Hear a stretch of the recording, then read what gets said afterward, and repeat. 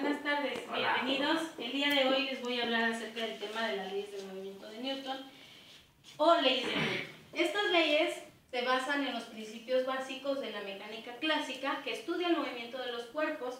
Quien primeramente hizo ese análisis fue Galileo Galilei, el cual observó que un cuerpo permanecía en velocidad constante cuando se le ejercía sobre él una fuerza, siempre y cuando estuviera sobre una superficie lisa donde no existiera rozamiento, ¿sí? Posteriormente se combinan las leyes del movimiento de Newton y con la ley de la gravitación universal. De ahí se derivan otras leyes que hacen referencia a este estudio de movimiento, como son las leyes de Kepler en el sistema planetario o bien en el movimiento de los astros. Posteriormente también hacemos referencia del uso del movimiento de proyectiles y la aplicación en el funcionamiento de las máquinas.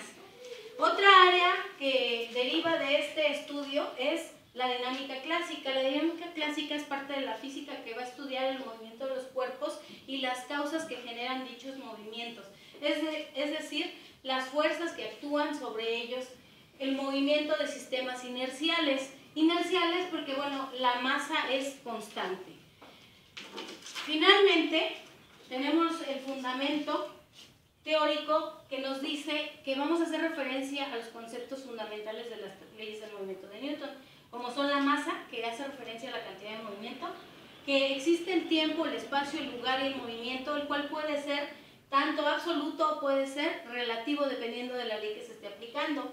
Que el movimiento, como nosotros lo conocemos, es la traslación de un cuerpo de un lugar a otro, como yo cuando me estoy moviendo, ¿verdad? En este instante.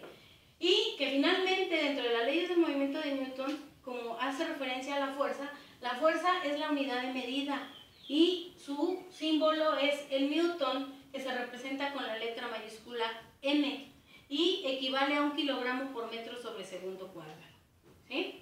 Entonces, al concluir, Newton nos expone 3 leyes. La primera ley que se dice que es la ley de la inercia, donde nos menciona que todo cuerpo puede permanecer en estado de reposo o de movimiento a menos que una fuerza distinta de cero lo haga cambiar de dicho estado. Por ejemplo, aquí, la fuerza, ¿cuál creen que haya sido? Cuando se para de la cama. Cuando se levantó de la cama, y a lo mejor la fuerza fue la voluntad, ¿verdad? Entonces, este cuerpo permaneció en estado y después cambió de estado por un movimiento que lo ejerció una fuerza. Tenemos la segunda ley de Newton, ¿sí? En la segunda ley de Newton, nosotros también la conocemos como ley de la dinámica. En esta ley de Newton nos dice que la aceleración es directamente proporcional a la fuerza e inversamente proporcional a la masa del cuerpo. ¿Qué quiere decir? Que yo observo estos dos cuerpos que están en movimiento, ¿verdad? Se va a encontrar uno a otro. Entonces, la fuerza que ellos van a ejercer va a depender ¿de qué? De la masa del cuerpo de ellos para producirle una aceleración, ¿sí? Y finalmente tenemos la tercera ley de Newton. La tercera ley de Newton, también conocida como la ley de la acción versus reacción, nos dice que a toda acción ejerce siempre una reacción. Y en este diagrama que observo yo, ¿cuál es la acción? El aprendizaje, ¿verdad? Si yo tengo un aprendizaje, leo, me concentro y expongo mis ideas, ¿qué voy a generar? Una reacción. Y aquí en las imágenes, ¿qué reacción observo? Que les está enseñando. Ajá, que los demás, que el niño que aprendió aquí, tomó sus notas, explicó, puede plasmar sus ideas y hace que los demás reaccionen y también puedan exponer sus ideas, ¿verdad? Porque esta ley no nada más es una ley que se va en el sentido negativo, siempre también tenemos sentidos positivos.